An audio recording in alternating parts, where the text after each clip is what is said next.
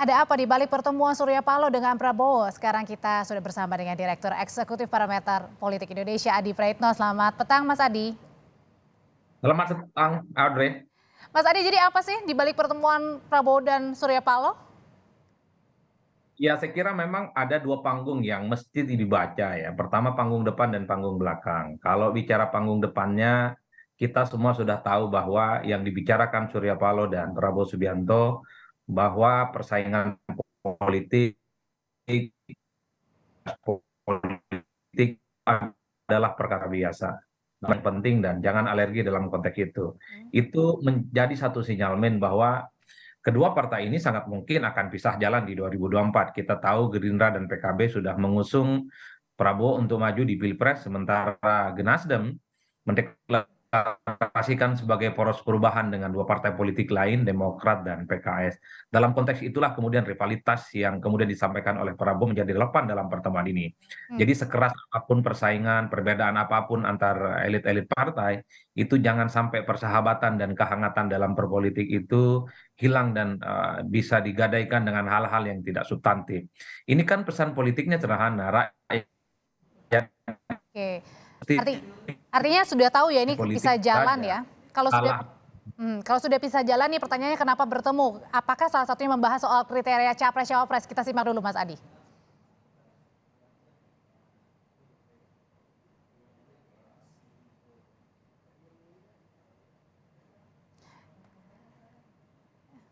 Iya, bicara kriteria soal cawapres yang akan berpasangan dengan Ketua Umum Gerindra Prabowo Subianto ini bilang harus sosok negarawan yang tak cari keuntungan pribadi dan kelompok.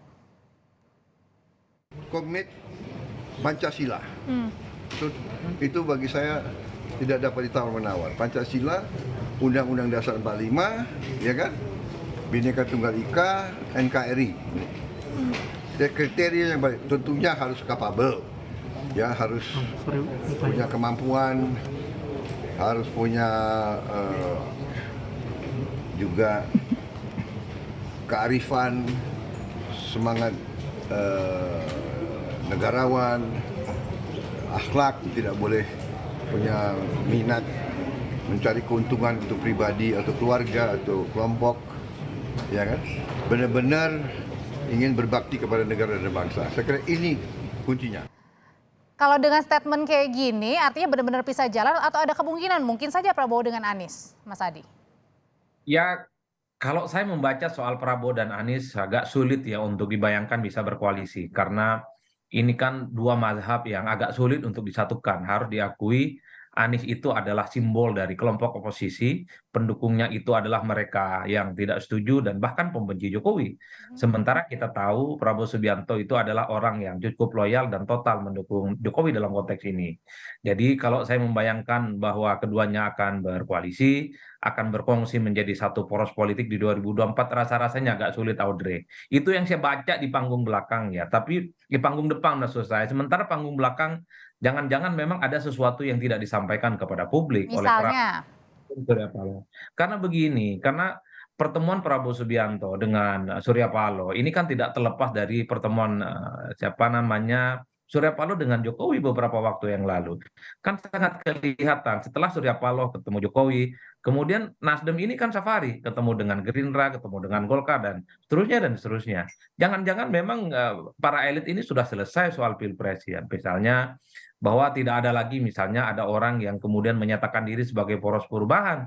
Tidak ada misalnya capres-capres yang diusung oleh Nasdem itu adalah mereka yang akan berbeda secara diametral, secara politik dengan Jokowi. Tapi itu tidak perlu ditampakkan kepada publik. Inilah oke. panggung belakang yang seringkali tidak bisa kita raba secara umum.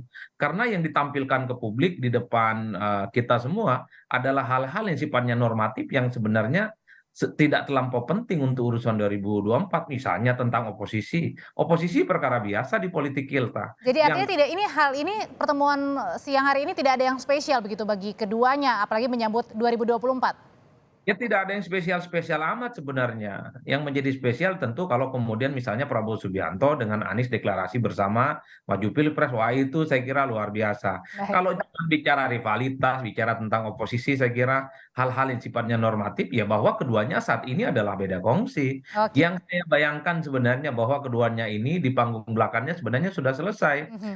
Selama ini sebenarnya hubungan antara Jokowi Baik, dengan Nasdem agak sedikit mendidih gara-gara usung Anies yang dianggap oke. sebagai sosok yang sangat Sudah kita mungkin tangkap, bisa Mas Adi. mengancam apa yang sudah dilakukan oleh Jokowi.